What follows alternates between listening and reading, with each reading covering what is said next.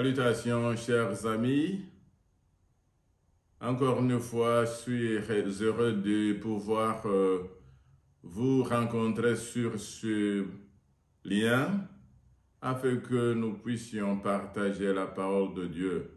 Avant de dire que ce soit, inclinons nos têtes pour la prière. Éternel notre Dieu, notre Père, nous te remercions pour ta parole. Tu es la vérité et tu as franchi. Seigneur, que cette parole qui sort de ma bouche vienne de toi et que toi seul, Seigneur, tu puisses communiquer ce message à tes enfants attentifs. Que la gloire et l'honneur et la puissance soient à toi, Seigneur Jésus. Amen. Le titre de notre étude aujourd'hui, Témoin inébranlable de Dieu. Témoin inébranlable de Dieu. Avant d'aller trop loin, permettez-moi de lire le livre intitulé Prophètes et rois dans son chapitre 10. C'est un livre écrit par Sir White. Si vous êtes habitué à son nom, ça ne vous surprendra pas. Et c'est sur la première fois d'entendre Sir Ellen G. White. Écoutez quand même, vous ne serez pas déçus. Nous lisons les paroles au chapitre 10 et à la page 103 de la version en français. Paragraphes 1 et 2 et 3. Nous lisons. Les messagers du Seigneur qui cherchent à plaire aux hommes et s'écrient paix, paix, alors qu'il n'y a point de paix, ferait mieux humilier leur cœur devant Dieu et qu'ils demandent pardon pour leur hypocrisie et leur lâcheté. La sœur continue. Si seulement tous les serviteurs de Dieu se rendaient compte du caractère sacré de leur tâche, comme Ali, ils feraient alors preuve du courage. En tant que messagers du ciel, ils assument de terribles responsabilités. Il leur faut reprendre, censurer, exhorter avec toute douceur. La servante du Seigneur continue au paragraphe 3 de la même page. Dieu réclame des hommes comme Élie, Nathan, Jean-Baptiste, des hommes qui proclament son message sans tenir compte des conséquences qui en résultent. Des hommes qui répandent courageusement la vérité, bien que cela entraîne le sacrifice de tout ce qu'ils possèdent. Je pense que vous commencez à voir que les paroles sont tranchantes. Et ces paroles s'adressent aux témoins, aux messagers, aux prédicateurs, à ceux-là, vous et moi, qui, quelquefois, vous ouvrez la bouche pour parler de la part de Dieu. Et si vraiment vous voulez parler de la part de Dieu, vous voyez les exemples. Dieu ne peut employer des hommes qui, au moment du danger, alors que leur influence, leur force, leur courage sont indispensables, craignent de prendre position pour ce qui est juste. Il, ça c'est Dieu, réclame des hommes qui luttent fidèlement contre le mal, contre les principautés et les puissances, contre les princes des ténèbres de ce monde, contre les esprits malins qui sont dans les lieux célestes. C'est à cela qu'il adressera un jour ces paroles. C'est bien, bon et fidèle serviteur. Entre dans la joie de ton maître, comme nous lisons en Matthieu chapitre 25, verset 33. Eh bien, mes chers amis, vous voyez, ces paroles nous interpellent. Nous sommes parvenus dans les temps où si tu n'es pas politiquement correct, tu seras censuré. Quelquefois un peu, quelquefois sévèrement. On devra te retirer le droit de t'exprimer sur les chaînes comme celle-ci que j'utilise. On devra te retirer de la chair de n'importe quelle église où tu prêches. Je pense que vous qui m'écoutez, vous avez été témoin des prédicateurs, des gens qui ont été censurés, qui n'arrivent plus à être autorisés à prendre la parole sur la chair de leurs églises respectives. Et même ceux-là qui ont été censurés, qui ne sont plus permis d'utiliser Facebook, YouTube et autres chaînes de communication qui sont mis à la portée de nous tous. Eh bien, pourquoi cela est en train d'arriver? Alors que nous savons que Dieu a toujours réclamé des témoins qui vont parler, non à cause de ce que, non ce que le roi doit attendre, non ce que l'empereur doit attendre, ou bien veut attendre, non ce que la populace et la masse veut attendre, mais les témoins de Dieu doivent rester inébranlables et prêcher la vérité telle que donnée par le Saint-Esprit dans les Saintes Écritures. Toute écriture est inspirée de Dieu et utile pour convaincre, reprendre, instruire, corriger, ainsi de suite. Vous savez, ces fameux termes de 2 Timothée chapitre 3, versets 16 et 17. Eh bien, aujourd'hui, on note des compromis criards de la part de ceux qui s'appellent ou se réclament être témoins de Dieu.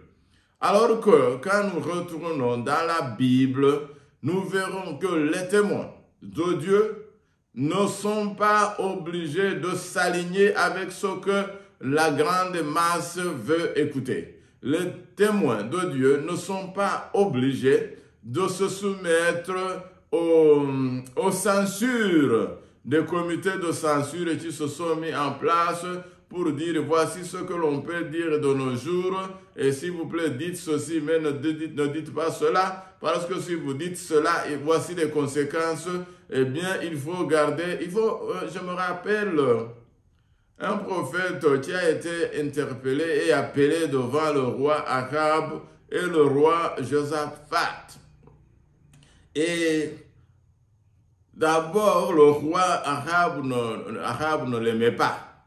Quand le roi Josaphat de Juda a demandé au roi Achab, je vois que tes 400 prophètes-là, la façon dont ils parlent, moi je ne suis pas convaincu. N'y a-t-il pas un autre prophète de Dieu que nous pouvons entendre avant d'aller à la guerre?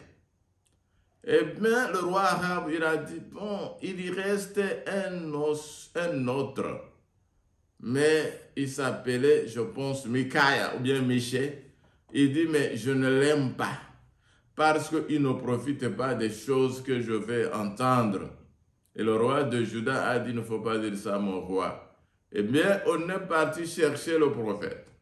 On a envoyé le prophète, on l'a envoyé dire, voici tous les 400 prophètes qui ont prophétisé devant le roi, ont annoncé de bonnes choses au roi.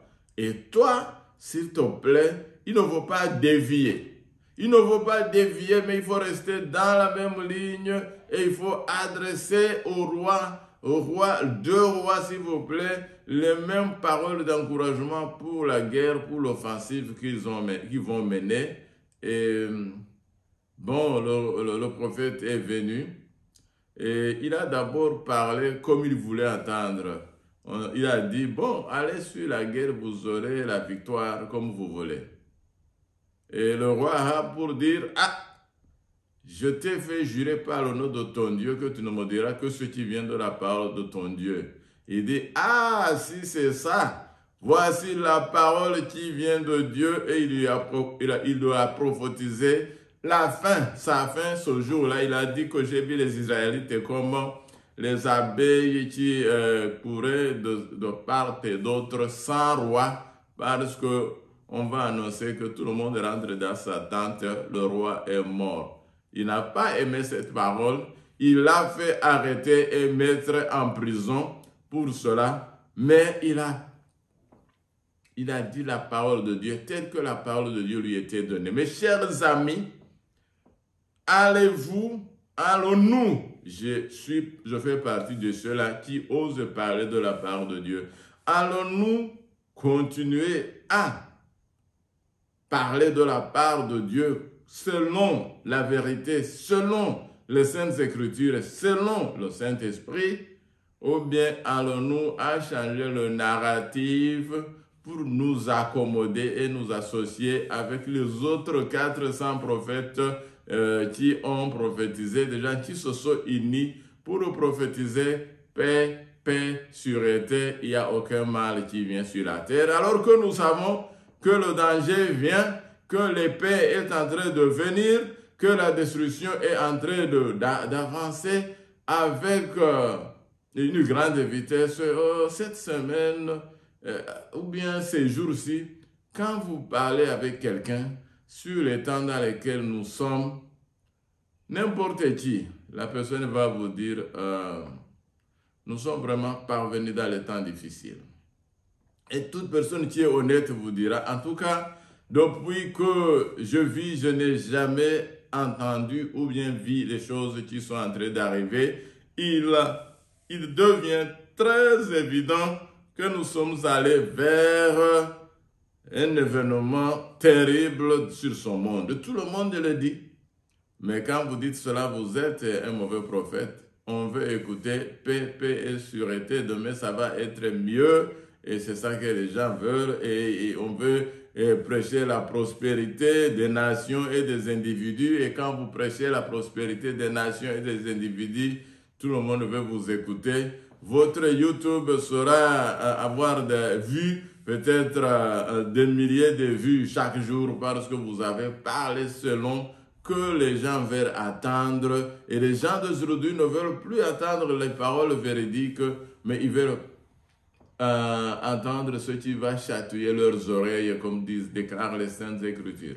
Alors que les témoins inébranlables de Dieu doivent se tenir à la brèche et parler de la part de Dieu sans tenir compte des honneurs, des puissances, des principautés, des pouvoirs, de n'importe quel. Alors nous allons brièvement voir quelques exemples qui ont marqué les témoins de Dieu. Nous allons voir par exemple Nathan. Nathan a dit « tuez cet homme-là » en parlant au roi David. Ces paroles sur lesquelles on ne pouvait se méprendre furent prononcées par Nathan lorsqu'il s'adressait à David. « Tuez cet homme-là » Qui va se tenir aujourd'hui devant les autorités pour dire « Toi, tu es cet homme-là » Pensez à votre vie. Jean-Baptiste prononça ces paroles devant les pharisiens, race de vipères, et qui vous a appris à fuir la colère à venir. Luc chapitre 3, verset 7. Eh bien, Jean-Baptiste, non, en même temps, il provoqua le courroux et la colère d'Hérodiade en déclarant à Hérode, « Il ne t'est pas permis de vivre avec la femme de ton frère. » Ça lui a coûté la tête. Mais Est-ce qu'il a agi selon son propre gré ou bien il était envoyé dire le message de Dieu et délivrer le message de Dieu tel qu'il devait être? Si telle parole, ces paroles courageusement adressées, étaient répétées plus fréquemment, nous verrions alors la puissance de Dieu se manifester parmi les hommes. Les serviteurs de l'Éternel ne se plaindraient plus de travailler en vain s'ils se repentaient de leur tendance à approuver le mal et de leur désir de plaire aux hommes. Alors l'attitude qui conduit à la suppression de la vérité serait mise à côté. Mes chers amis, je vous demande la question. Qu'est-ce que vous écoutez autour de vous?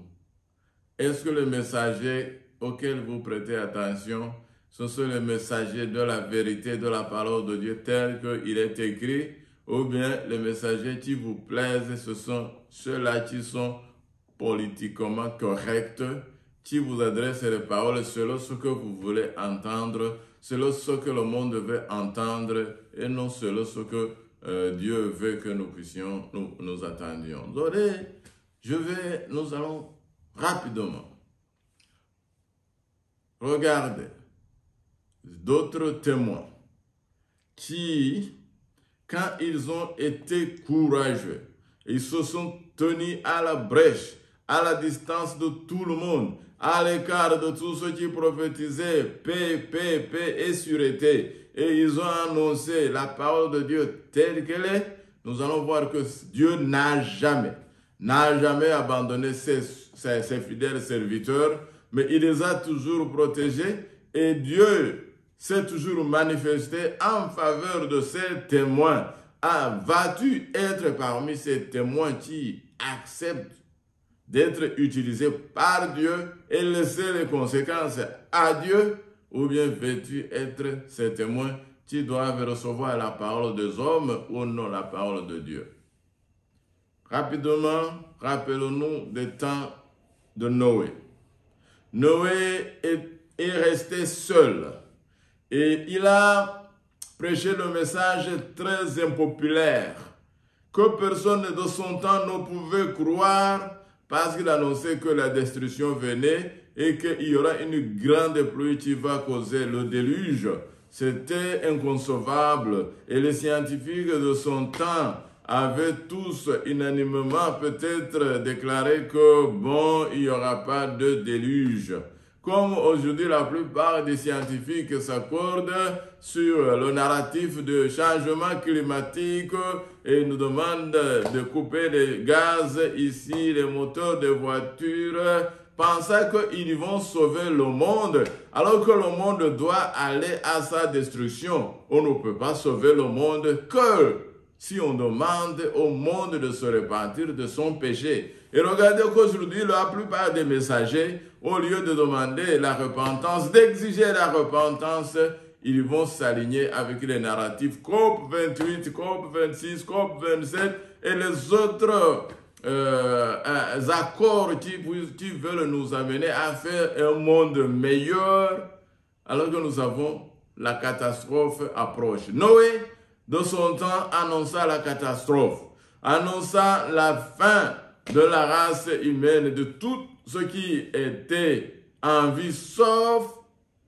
que si on choisissait de se ranger du côté de Dieu et entrer dans le déluge, c'est là seulement où on était sauf. Les gens n'ont pas aimé ses paroles, même si on ne l'a pas tué, mais on ne l'a pas aussi fait cadeau. Il doit avoir été raillé. Je vois son compte bancaire, peut-être, s'il avait un compte bancaire, on aurait dû friser tout ce qu'il possédait dans le compte bancaire. On voit qu'il ne pouvait plus avoir accès à sa carte magnétique.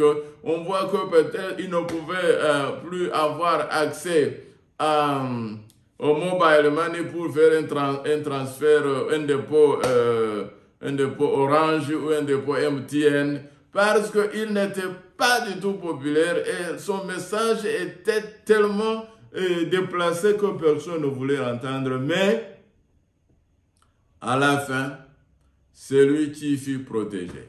C'est Noé qui fut sauvé avec sa famille. Et les autres qui avaient refusé à croire au message salvatrice de repentance qui leur avait été adressé, ils ont tous péri.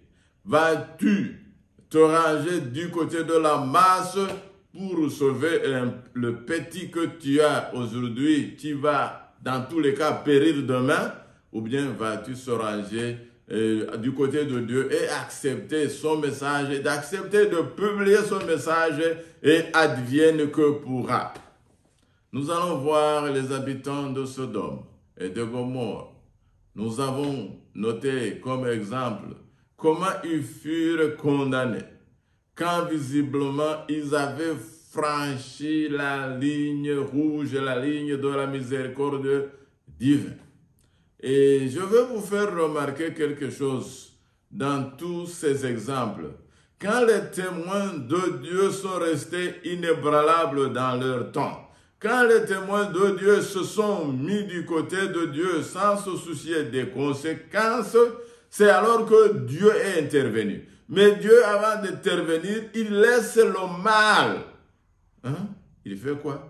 Dieu laisse le mal se rendre tellement visible, remarquable, odieux, que même les hommes qui voient ça, ils disent, mais ça là, ça doit s'arrêter si ça ne s'arrête pas.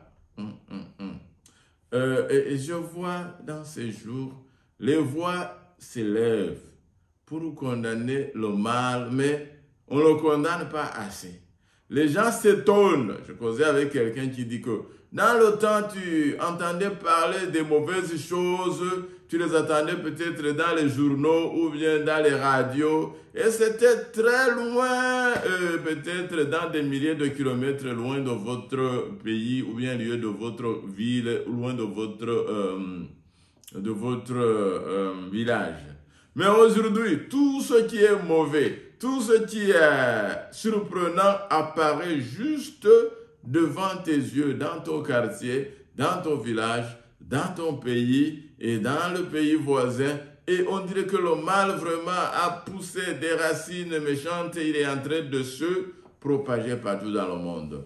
Alors, il faut que Dieu laisse d'abord les méchants se manifester avant de prendre la décision de sauver les justes et de condamner les méchants. Sinon, si Dieu intervient aujourd'hui avant une ligne de démarcation nette entre le bien et le mal, entre les vrais serviteurs de Dieu et les ennemis de Dieu, on pensera qu'il a été intransigeant, qu'il est tyran, et on penserait que peut-être il a usé de sa puissance, de ses privilèges, ses prérogatives, pour justement, tout simplement, annuler ses ennemis sans cause. Mais il faut que Dieu laisse les ennemis manifester leur rébellion, et alors Dieu va intervenir.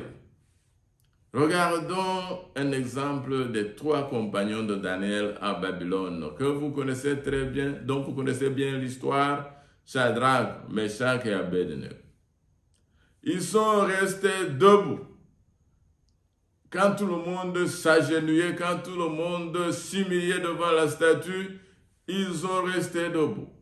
Ils ont proclamé avec véhémence et courage que le Dieu était capable de les délivrer de la main de Nebuchadnezzar et qu'il pouvait éteindre les flammes. Mais ils ont dit que même si Dieu n'intervenait pas, nous n'allons pas fraîchir, même faire juste un geste de regarder en bas. Ils ont regardé les têtes hautes, les yeux vers le ciel, espérant que malgré toute l'éventualité qui allait se produire sur eux, que Dieu sera leur Dieu jusqu'à la mort. Quand ils ont fait ce témoignage, mes chers amis, Dieu a dû intervenir au fond, au milieu des flammes de la fournaise ardente pour leur donner un oasis, une brise fraîche au milieu du feu. Dieu pourra intervenir aux côtés de nous si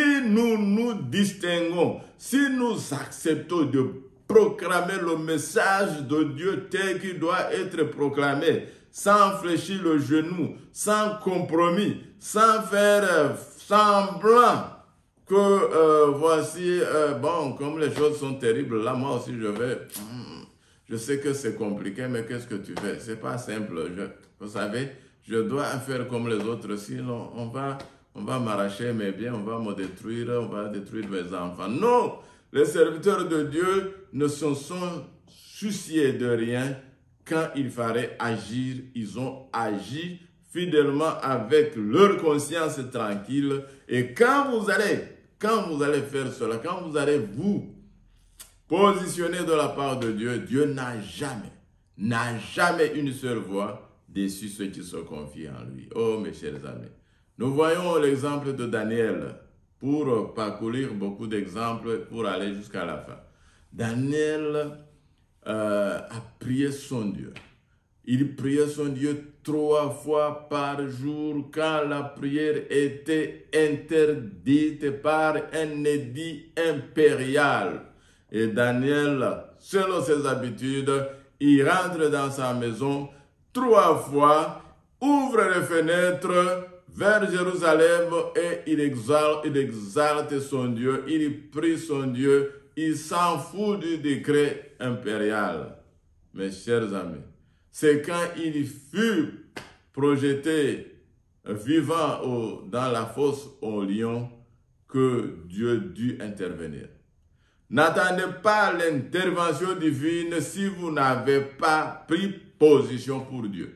Ne cherchez pas que Dieu vienne vous dissuader vos ennemis à vous aimer afin qu'ils ne vous jettent pas dans la fosse aux lions, mais soyez confiants en Dieu et acceptez toutes les conséquences et laissez Dieu gérer les conséquences. Messager de Dieu, aujourd'hui je m'adresse aux messagers, aux prédicateurs de la parole de Dieu. S'il vous plaît, ne modifiez pas, ne compromettez pas la parole de Dieu.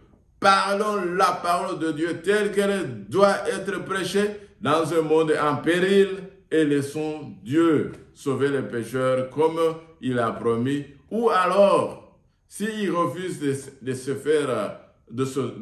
sauvé, laissez Dieu gérer la situation au lieu de chercher à arranger la situation par vos belles paroles. Voyons un autre exemple, c'est quand Esther, la reine Esther, accepta d'exposer sa vie à la mort pour plaider en faveur de son peuple juif, c'est alors que la main de Dieu intervint pour sauver sa vie et pour sauver les Juifs et pour détruire et anéantir leur adversaire amant qui avait comploté contre leur élimination. Il faut que nous, les croyants, les messagers de Dieu, n'ayons pas peur. Dieu ne va jamais travailler avec quelqu'un qui a peur. Dieu dit que dehors seront les gens qui sont les peureux, les gens qui ont peur. Parce que si vous avez la peur, vous vous souvenez du serviteur qui disait, parmi ceux-là qui ont reçu les talents, il y a un qui a dit, j'ai eu peur et j'ai caché le talent. Voilà, vous qui avez peur et vous cachez votre talent, je vous avertis, vous allez périr comme le mauvais serviteur qui a caché ce talent. Mais si vous partez dans la confiance totale dans notre Dieu, eh bien, soyez rassurés que Dieu ne vous décevra jamais. Alors, vous savez, Élie, lui, s'est tenu devant Ahab, le roi Ahab, qui disait, voici l'homme Ahab, Élie qui a causé tout le malheur d'Israël. Il dit, ce n'est pas moi qui a causé le malheur d'Israël, c'est toi et ta maison, parce que vous avez abandonné l'Éternel et vous avez, toi et ta femme, introduit en Israël la rébellion et l'idolâtrie. Voici pourquoi l'Israël est dans ses problèmes. Et il lui a dit ça en face. Ce n'est pas il a envoyé un mail, ce n'est pas il a envoyé un tweet, ce n'est pas il a fait peut-être envoyer un serviteur pour dire ça avant. Non, il a dit c'est toi. C'est toi. Et voici les messagers que Dieu cherche aujourd'hui, mes chers amis.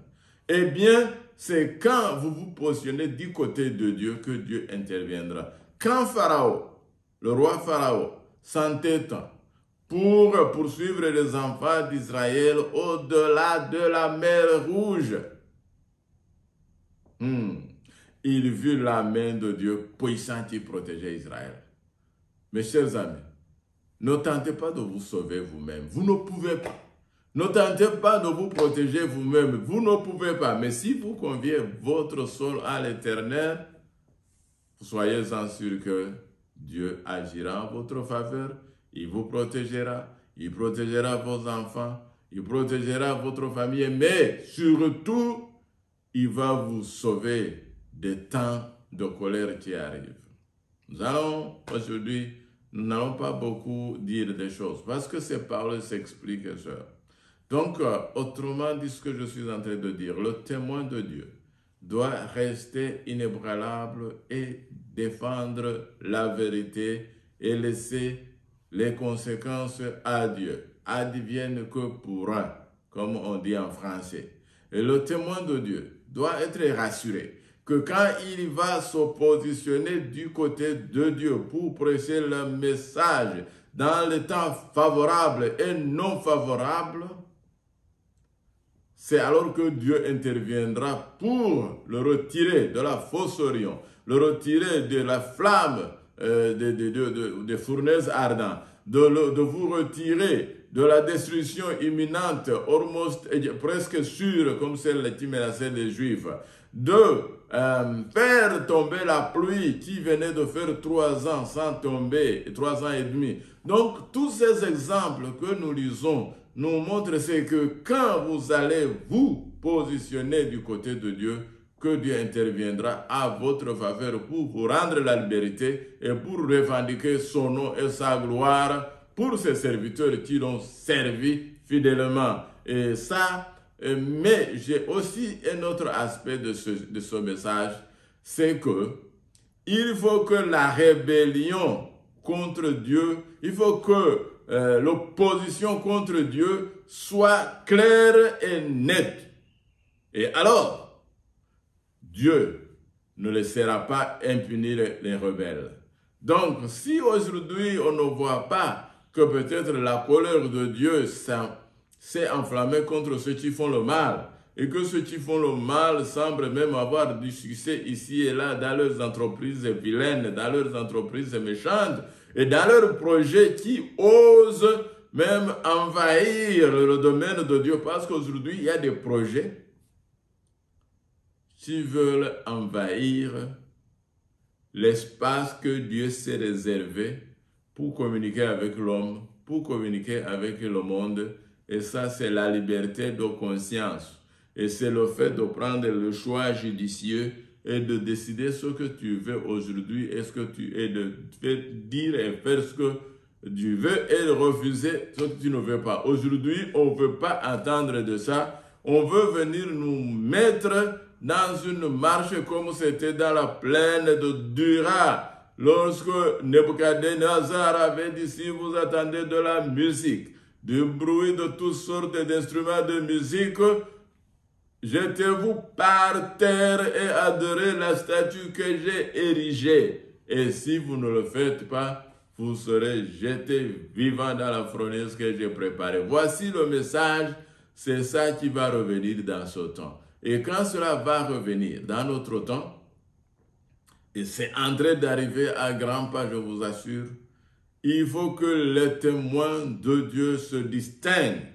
Parce que d'un côté, les témoins de Dieu doivent se distinguer. De l'autre côté, les rebelles doivent aussi se distinguer. Alors la ligne de démarcation entre les mauvais et les bons sera visible pour les hommes, pour les anges, pour tous les habitants du monde céleste. Alors Dieu interviendra en faveur de ses enfants. Donc je vous lis le seul texte que nous avons lire dans cette méditation, c'est 2 Thessaloniciens chapitre 2 versets 3 à 4, il est dit. Que personne ne vous égare d'aucune façon, car ce jour n'arrivera pas avant qu'éclate le grand rejet de Dieu. Je suis en train de lire dans la version Bible d'Issemer. Cette Bible, quelquefois, elle exprime les choses d'une façon très nette. Donc, je relis. Prêtez attention comment l'apôtre Paul a dit et comment le traducteur a bien présenté ces paroles. Que personne ne vous égare d'aucune façon, car ce jour n'arrivera pas avant qu'éclate le grand rejet de Dieu et que soit révélé l'homme de la lévorte qui est destiné à la perdition, l'adversaire qui s'élève au-dessus de tous ceux qui portent le nom de Dieu et de tout ce qui est l'objet d'une vénération religieuse. Il ira jusqu'à s'asseoir dans le temple de Dieu, se proclamant lui-même Dieu. Rendons grâce à Dieu pour ses paroles et rendons grâce à Dieu pour ce qu'il fait en nous et parmi nous. Je loue Dieu pour ses paroles et je vous recommande de souligner ces paroles parce que Dieu va laisser la rébellion ouverte contre lui se déclarer ouvertement. Si vous voyez que beaucoup de gens sont en train de dire en tout cas la fin du monde approche, en tout cas c'est la fin du monde, en tout cas regardez à Gaza, regardez en Ukraine, regardez en Afghanistan, regardez au Yémen, regardez au Sahel, en Afrique de l'Ouest, regardez au Nigeria, regardez. Mais on voit les guerres, mais on oublie que les signes humains, les signes dans la société humaine, les signes dans la rébellion contre la loi de Dieu, ce sont les lignes rouges qui vont provoquer l'intervention immédiate de Dieu. Et ces lignes rouges sont en train d'arriver à grands pas. Si vous observez ceux qui se préparent, ceux qui se trament dans l'obscurité, vous voyez que vous voyez que le grand rejet de Dieu est en train d'être préparé. Et les narratifs sont en place. Mais il manque juste un peu. Je ne sais pas ce qui va déclencher, mais il faudra que le monde entier soit témoin, que le monde va se mettre en rébellion contre Dieu et même à chercher à ôter la vie de ceux qui se positionnent du côté de Dieu. Alors quand cela va se produire, alors viendra la fin soudaine. Ma prière ce jour, c'est que vous qui m'écoutez, vous puissiez remarquer que nous devons nous mettre du côté de Dieu et proclamer sa parole, son message, advienne que pourra. Laisser les conséquences à Dieu, ouvrir la parole de Dieu et la présenter telle qu'elle est et condamner le péché, censurer, corriger et montrer, instruire afin que les gens puissent prendre position et sciemment et en connaissance de cause. Nous avons été appelés pour proclamer la vérité. Proclamons la vérité selon Dieu, non selon les hommes, et laissons les conséquences à notre Dieu. Que Dieu vous aide, que Dieu vous affermisse et que Dieu vous donne le courage de témoigner pour lui et de rester inébranlable devant le monde chancelant. Telle est ma prière pour vous et moi. Amen.